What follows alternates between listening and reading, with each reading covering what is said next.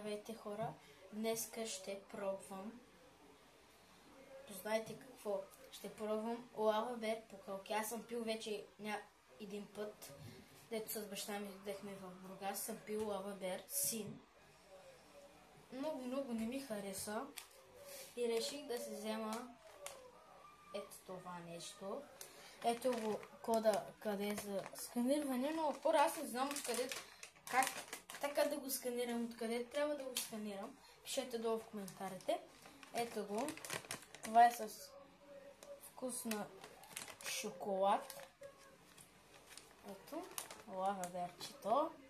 Ето както се трябва да се отвори. Аз го отворих, пробвах един път с моят друг приятел. Снимахме едно видео. Можете да отидете да го видите. Другия профил се пише Димитър Даниела Емо 77. 3 седмици. Можете да го видите там. И сега можете и тук в моя канал да го видите. Ето. Както Анди Судил го отваряте. Ето тук. Ето. Нека да го тестваме. Ето го.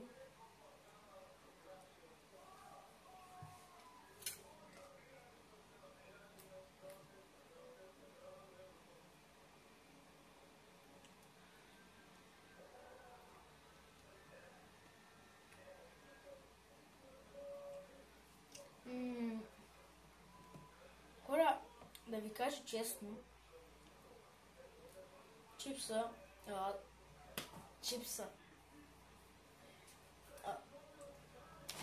пукалките са топ. Такива пукалки никъде няма вкусни. Накрая малко се усеща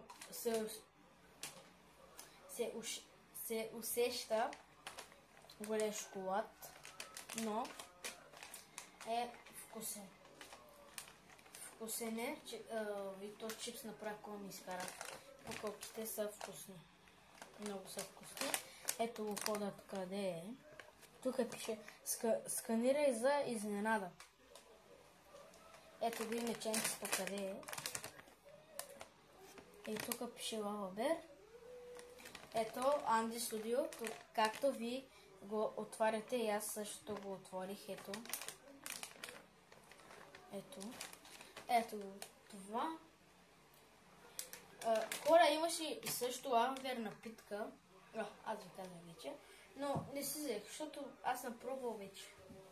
И взех си, имаше с кола, но мой приятел каза, че той си взе с кола, да, наистина си взе. И каза, че не са хубави. Не знам, но утре ще си взема и с кола ще пробвам. И ще ви кажа, пак ще снимам едно видео, ще го кача в моя канал. И ще ви кажа дали ми харесва или не. Ще го пробвам. Но хора с шоколад. Много е вкусен. Много викам, хора. Няма такива пуколки, хора, никъде. Никъде няма такива пуколки. Точно такива. Лава бер. Everywhere. Лава бер. Не е вкусно. Не е хея. Айде, чао, приятели.